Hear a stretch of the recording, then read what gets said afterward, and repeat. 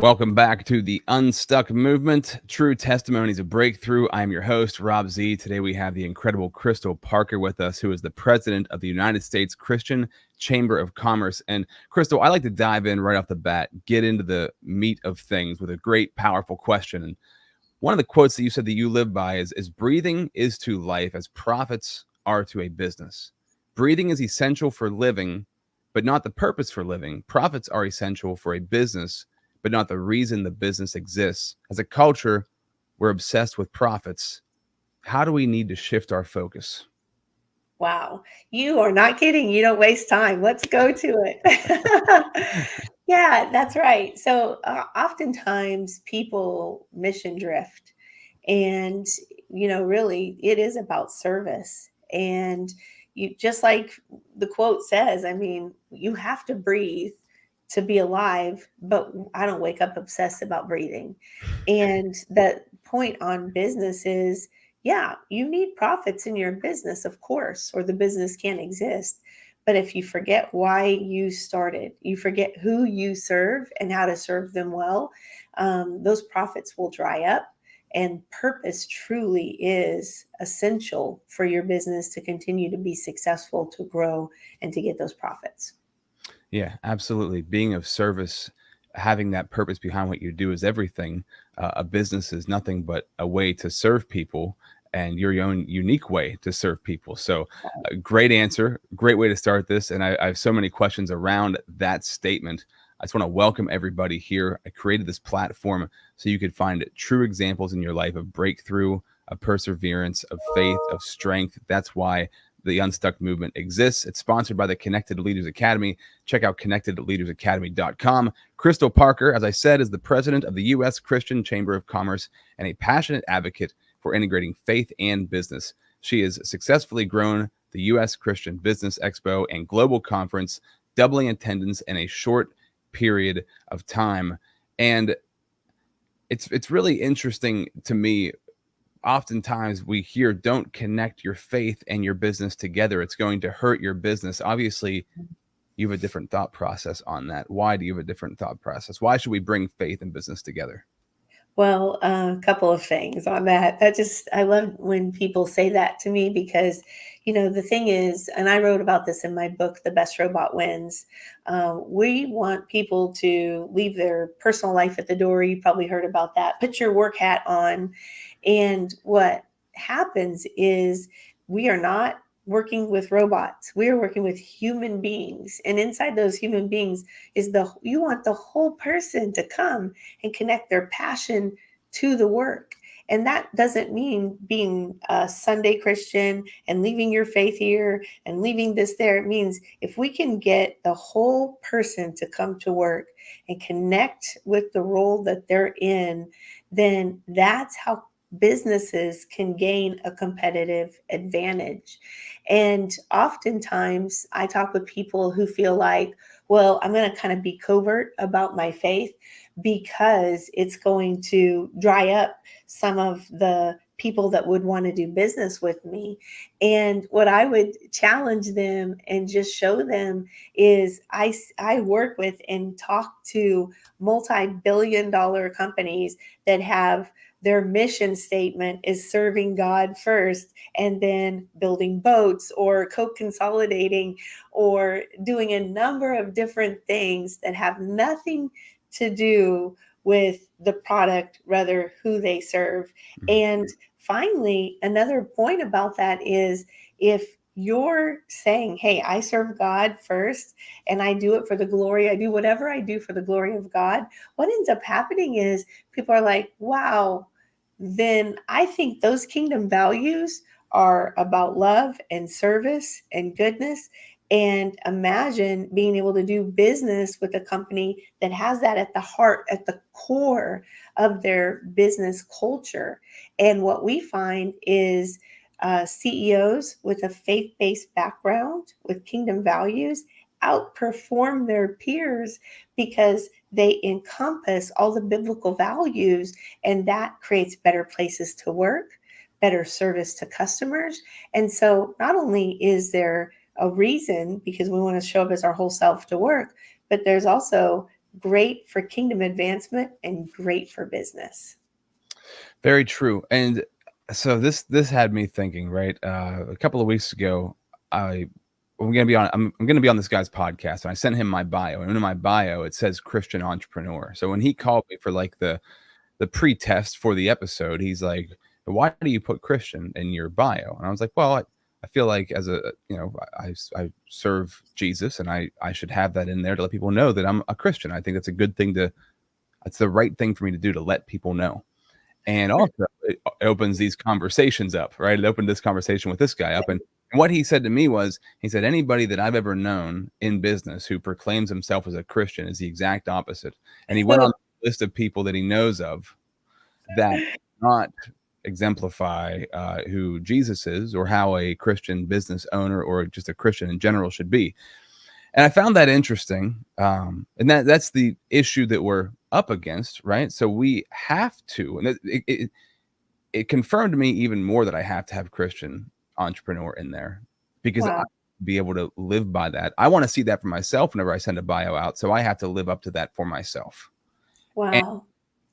that is something that when you were just talking about what you were talking about, living by these kingdom values, right? If we're going to put Christ on our name and put it on our business, or it's who we are, then we have to live by those kingdom values, and it holds us to a higher standard. How have you done that for yourself? I'm curious for you personally in your own walk in helping to rebirth the Christian Chamber of Commerce. How have you lived by those values going through what you're doing? Yeah, so I was one of those people he was talking about.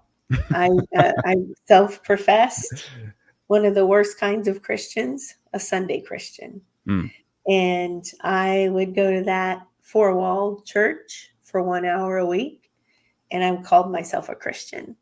And I was in corporate America in a Fortune 200 oil and gas company. I was an executive.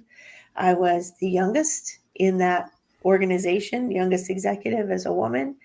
And so I had great um, leadership opportunities. I mhm, had a lot of respect positionally, and I did very well in corporate.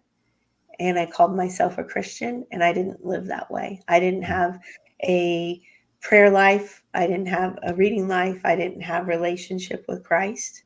I knew about him, and I thought because I knew about him, it allowed me to call myself a Christian.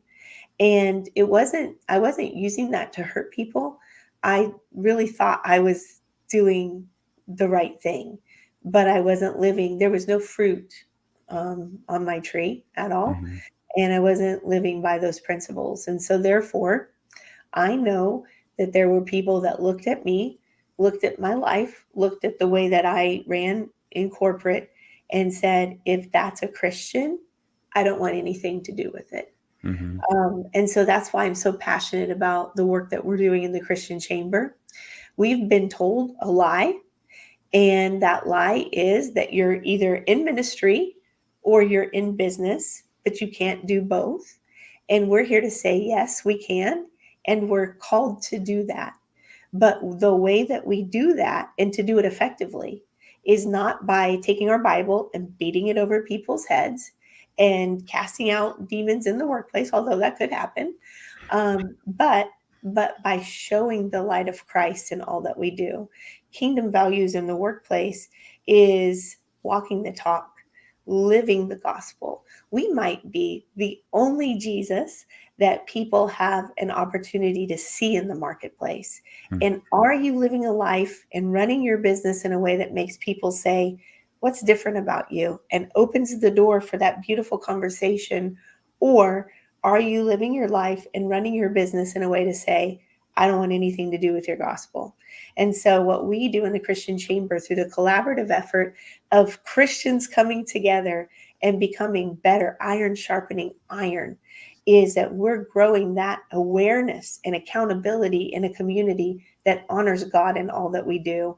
And so I love to tell people that I'm an evangelist for Jesus Christ. I'm just disguised as a businesswoman. There's people disguised as painters and shoemakers and plumbers and accountants and so forth.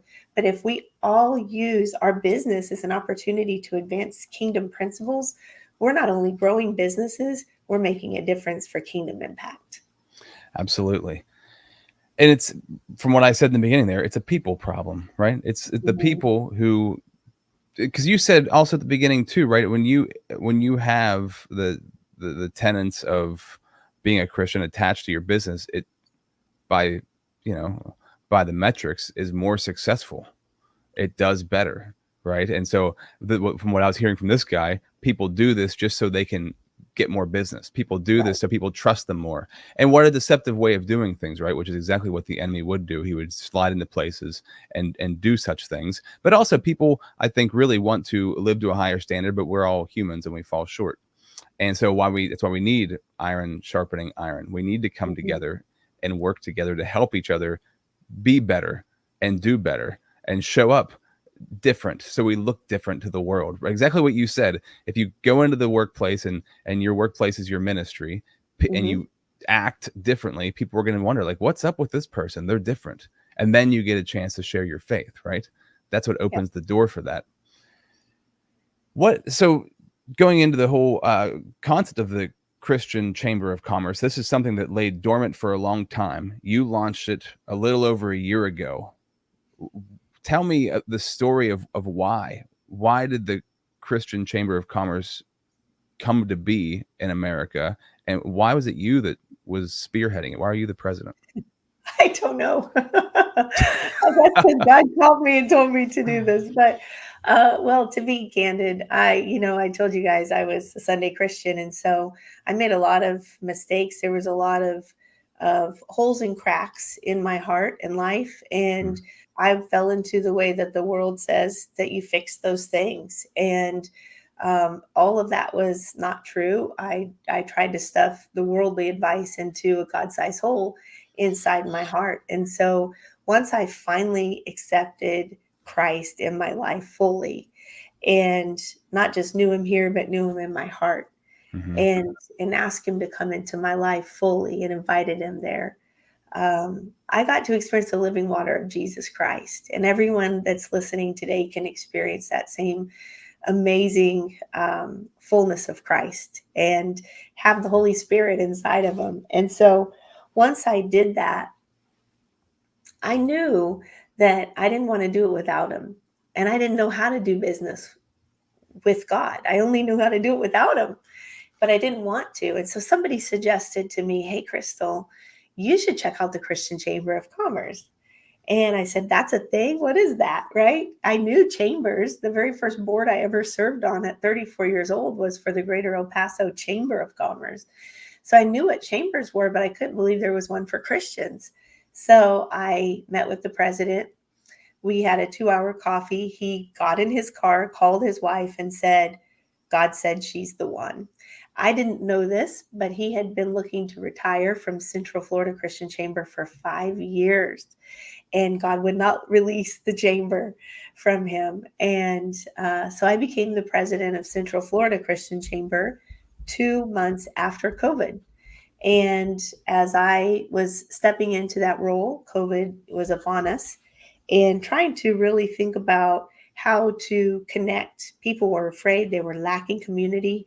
So we kind of broke the boundaries off of Central Florida, and we're doing a lot virtually, started to grow outside of Central Florida. We started to hear, "Hey, we have a Christian chamber that's really struggling. Can you help us grow like what you're doing? Can you help us start a Christian chamber?" Someone from Alaska wanted to know. And the Lord just started to show me piece by piece this model, progressive revelation of what a Christian chamber can do in a community and how it can make an impact. And as He started to show that, we got Central Florida very healthy, grew it to over 300 members. And wouldn't you know, right, when things are successful and going exactly as you want them, that God would say, okay, time to release it and launch the U.S. Christian Chamber. Because at that time, we'd helped start Northeast Florida Christian Chamber. We helped start West Ohio Christian Chamber. And we knew just within our spirit and watching what was happening in the world in a post-Christian society, specifically after what with COVID shutting the churches down, that there was a need for a new wineskin in the marketplace to reach people for Christ. And I feel like the time was perfect. As hard as it's been to accept this assignment that God's brought me into, I know that I'm called for this. And I'm really excited to be the person that's leading this initiative in the U.S. Okay, so we have to jump into a 60-second commercial for our sponsor. When we come back, though, I want to know more about the U.S. Christian Chamber of Commerce. Like, why? Number one, what is happening in chambers that were in need of Christian Chamber of Commerces? What does it take to be in one, and just all the ins and outs, because it's something that I didn't even know about until you came on my radar and you came in. I mean, we all, if we're in a business, we know about the Chamber of Commerce, but what the heck is the Christian Chamber of Commerce, and how can we get involved, and how does it look different? We'll talk about that in 60 seconds.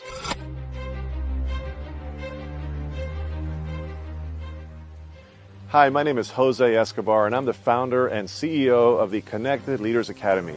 We're a growing tribe, a community of entrepreneurs all over the world, globally, all across the country, high performers, titans of industry. If you're an entrepreneur and you're looking to grow personally and professionally, scale your influence, develop your skill sets, move the needle in your business, more clients, more money, more profit, the bottom line, and of course, grow your circle and your network like never before, this is where you want to be. Join the Connected Leaders Academy today. We are scaling massively. We want to welcome you in. Check me out on Instagram and on Facebook, the @ JAESCO25. We look forward to having you join us. Take care. Krystal, thank you for being here. And this is just such a fascinating thing, because I never knew that a Christian Chamber of Commerce existed. And how did this start to happen in the country? Was it in Florida that they started doing Christian chambers? And how, like, just tell me a little bit about like what's going on in the chambers that we needed to have a Christian Chamber of Commerce. So this concept, Christian Chamber, actually started with Gunnar Olsen through the International Christian Chamber of Commerce just under 40 years ago. And they're in roughly 70 different countries around the world. So I don't really know the very first Christian chamber in the U.S., other than I know that Central Florida Christian Chamber of Commerce, which is in Orlando, Florida, started 21 years ago. But the founder, or the person that registered the business, actually registered it as the U.S. Christian Chamber of Commerce. She put it underground, and on top of it started doing business as Central Florida Christian Chamber. So God put this vision in this woman 21 years ago. But I've talked to several of them that were on the board then, and part of it, they said, we didn't know what to do with it. So we just held it underground. They kept the URL, they kept the business active, and they just started to grow that local community Christian Chamber of Commerce in Central Florida. And so I became the president for Central Florida Christian Chamber in about year 16, 17.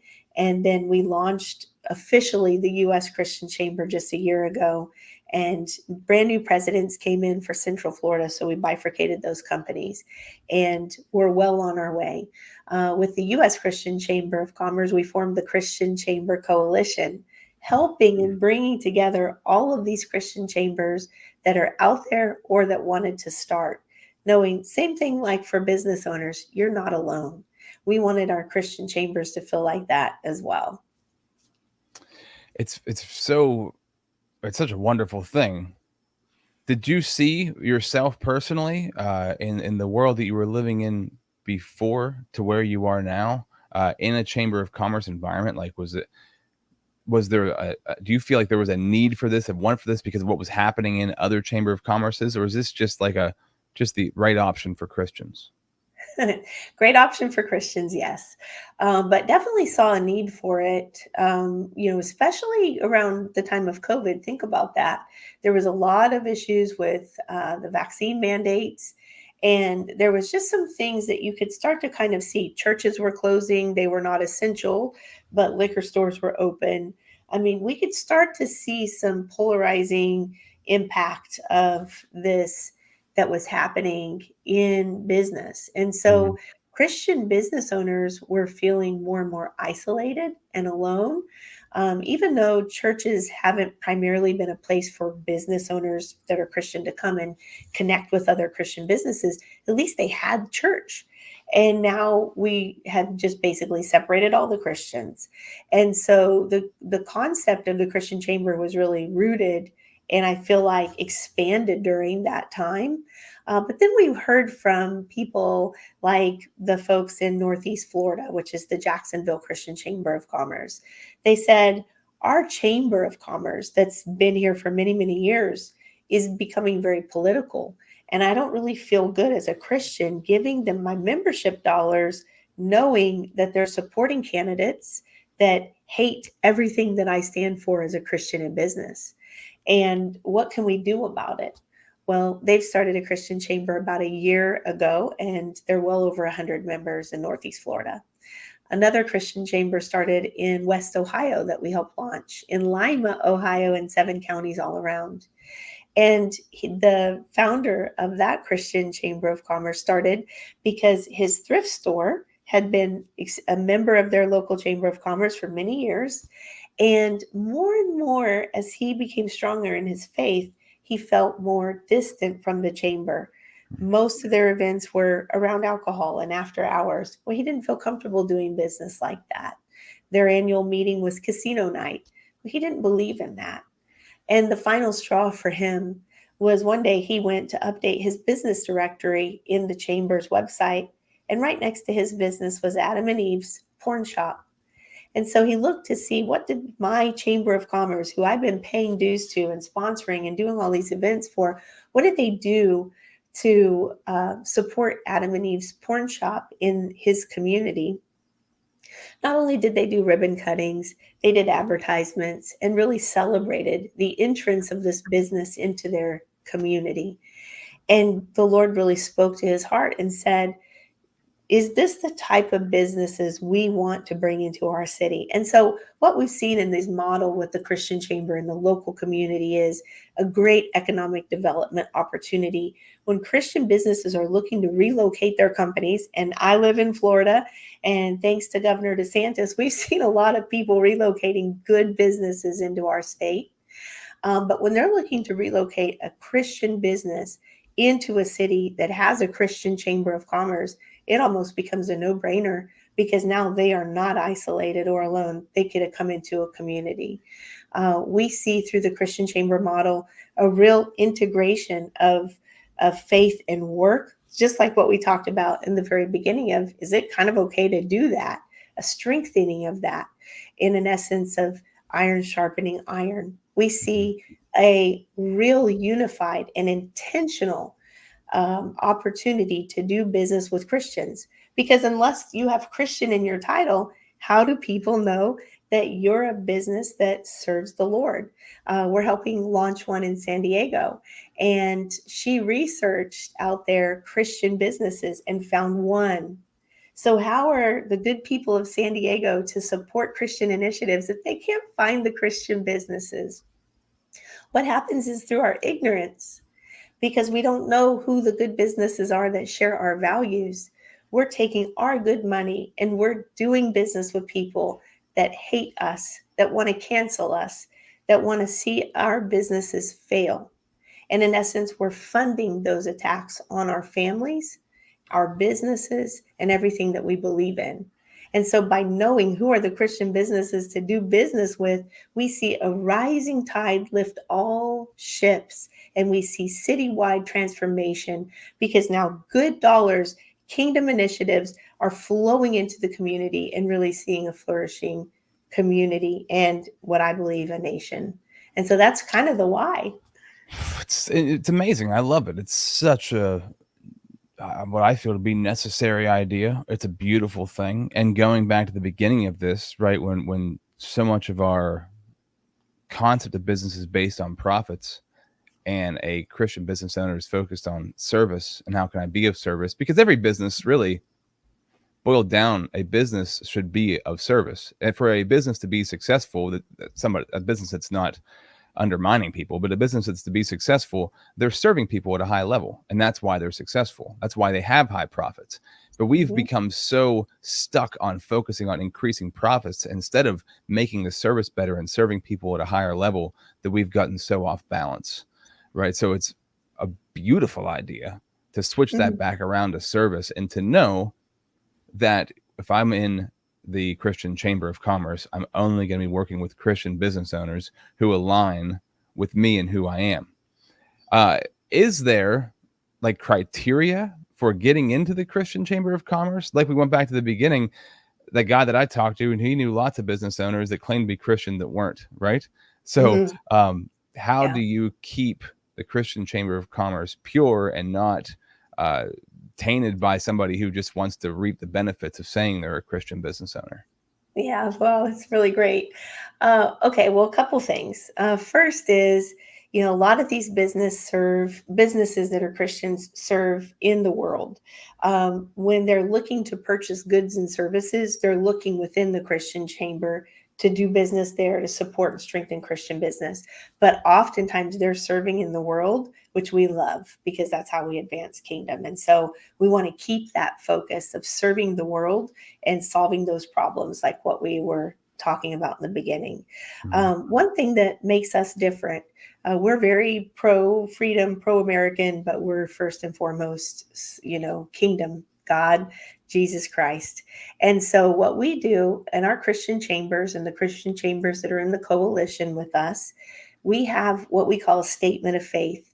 So that when people sign up to become a member with us, they're signing a statement of faith saying, that they believe in the birth, the death, and the resurrection of Jesus Christ, that we believe in the holy living word of God is the Bible. And that's basically the foundation Mhm. of who we are and what sets us apart. Now, we know we're dealing with human beings and we wouldn't need a savior if we were not human. And so people are Right. going to be people, and that's part of it.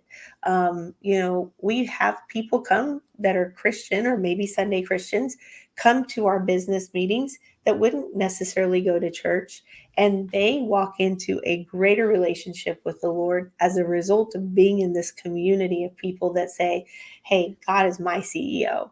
We put our mission to serve God first. Those kinds of things are things that people haven't heard or they don't see it lived out.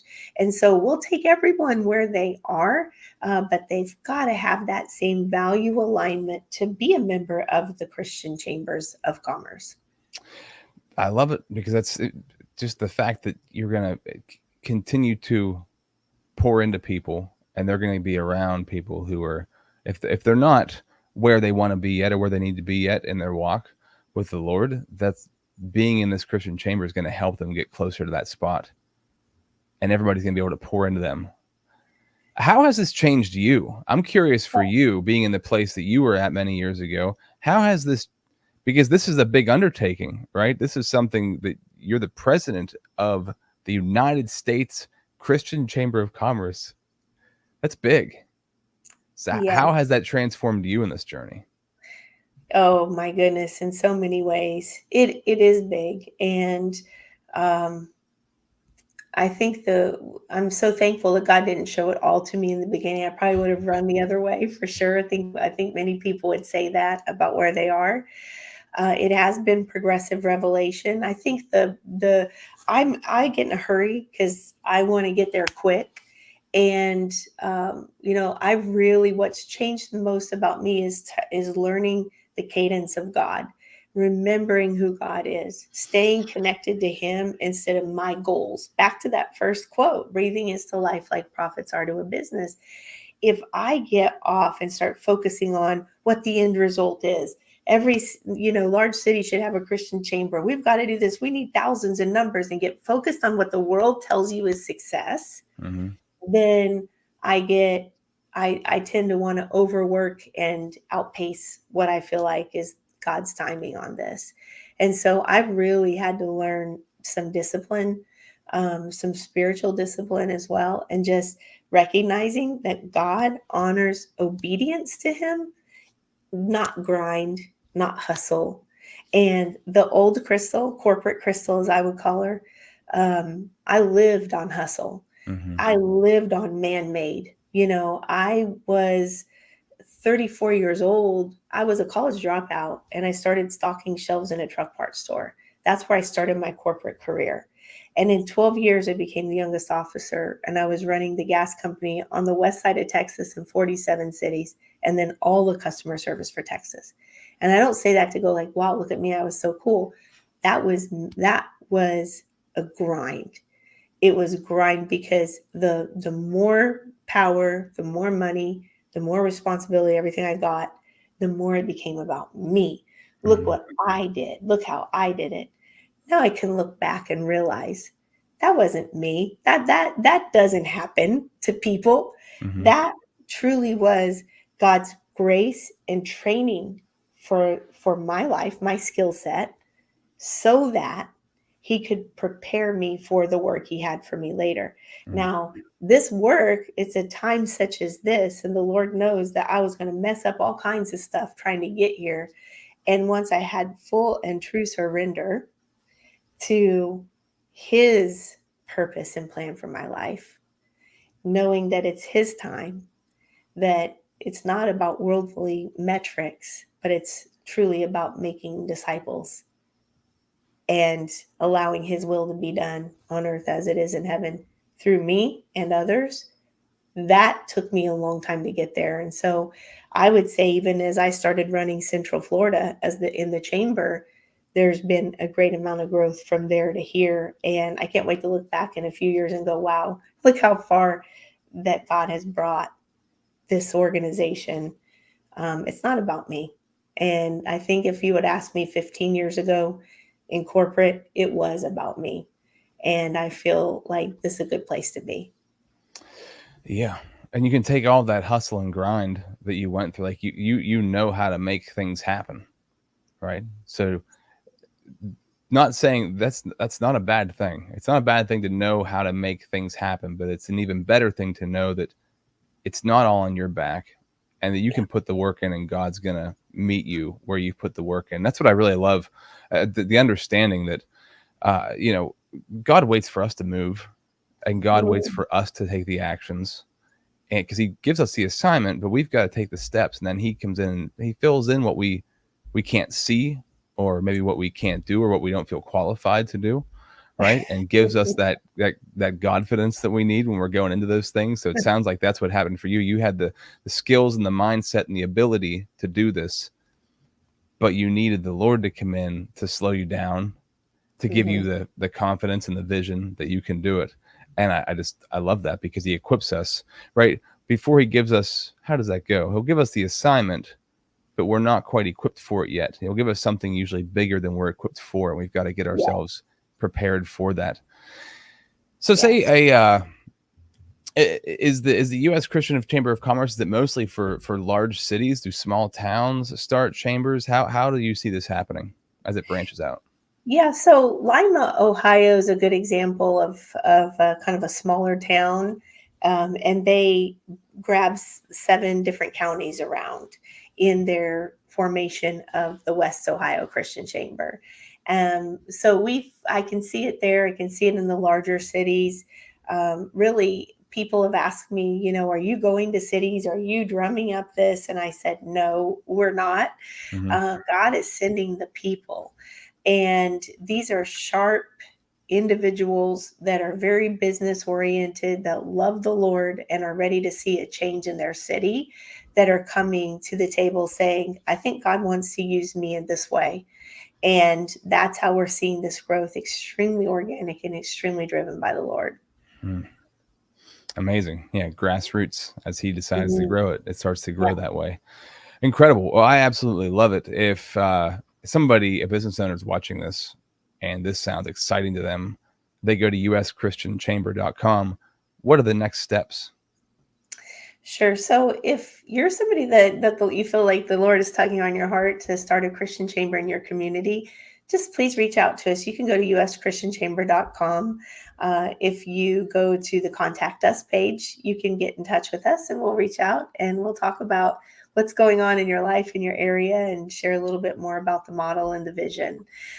Maybe you're a business owner that says, I really want a Christian chamber in my city. There's not one here. I want to get involved, and we would welcome you to come and join us at the U.S. Christian Chamber of Commerce. You can just hit that join tab and decide if you're a corporate size organization and you want to become a corporate partner. That's an option. You can become a business, small business, or a President's Advisory Council member. And so those are great ways to get involved also. But the biggest thing is get involved. Don't just sit on the sideline. We have to do this. We are the U.S. Christian Chamber of Commerce, not Krystal, not these chambers alone. It's we, the people of the United States that are lovers of Jesus Christ. And we want to see better for our nation. My mom always said, I used to babysit when I was younger. And every time I would go over to babysit, my mom would always tell me, you better leave that house nicer than when you got there. Listen, we have not done that for our nation and for our children. And so I want to invite you into a journey to create a better nation that honors God Yeah. on the foundation of Jesus Christ for our children and the generations to come after them. Amen. Amen to that. And, I heard a quote recently yesterday that this very high level business owner was saying that he fears that this could be the generation where we lose the favor of God because of what's going Mhm, on in our mhm, country and what's going on mhm. in the world. And that statement hit me really hard. That's a real legitimate fear because of everything that's happening. It's been happening for a while, but it's really building now. So we have to, and that's why I thought it was so amazing that you were on my podcast today, because I was like, man, hearing that message yesterday and Mhm. me just feeling more and more convicted to live more of my life for Jesus, in the sense of I have to, first of all, we all have to have that personal relationship and spend time with him and get to know him, but not be ashamed of it, not hide it, put it out there. It's a lamp, right? So be the lamp and the light, to let people know, and to not. Yeah, because many business owners that I know of who are Christian, they don't put it in their name, or they don't really talk about it because they're Mhm. afraid it's going to create backlash. They're afraid it's going to hurt their business. When the truth is, if God's with you, who could be against you? I mean, Amen. it just makes sense, right? I mean, it's in the Bible, so it's a fear of man, and I've been praying against that for myself, and I think anybody who's on the fence about this, uh, pray against that fear of man that you may have, and pray for that Mhm. fear of God that's going to convict you to do this, because I love it, Krystal. It's so good. So they can check out uschristianchamber.com. Anything you want to leave us with before we sign off? Yeah, absolutely. Thank you for your heart. Thank you for providing a modality for us to get this word out because you are doing your part. And you mentioned something about the favor of God on our nation, and we live in one of the greatest nations in the world. Mm-hmm. And what's happened, I really truly believe, is exactly what you said. We've been so focused on our businesses individually that we haven't looked up to see that people that hate what we stand for are out there every day hitting base hits, base hits, base hits. They're taking and shrinking our freedom away. And now people are coming up and realizing, whoa, we're in a post-Christian society in the greatest nation.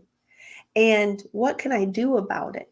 And so I just absolutely love what you said about have courage, take heart, that you've got to be bold for who you stand for because you don't want to deny God here because you know what it says in the Bible. If you deny him here, then do you want him to deny you? Mm-hmm. And now is the time where we have to be proud and be loud and be courageous as believers. The last thing, and I'll leave you with this, people that fear their business is going to get attacked, canceled, deplatformed, bullied. We've seen it all.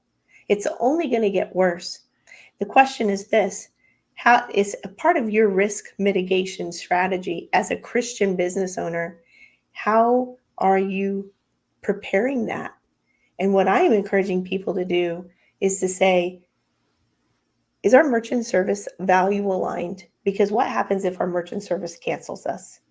Is our bank value aligned? Because what happens if our bank cancels us? And go down the people that are giving you goods and services and think of it as risk mitigation to do value alignment shopping so that your business is not debanked, canceled, deplatformed, or stuck Yeah. without any options. And guess what? That is really happening, and we're seeing it happen today. And so the Christian Chamber concept is one of many. We're not a silver bullet. We're one of many, but we are neutral convener, bringing multiple people together to stand up for what we believe in. Incredible. Great message. Thank you so much, Krystal, and for what you're doing with the U.S. Christian Chamber. This has been the Unstuck movement.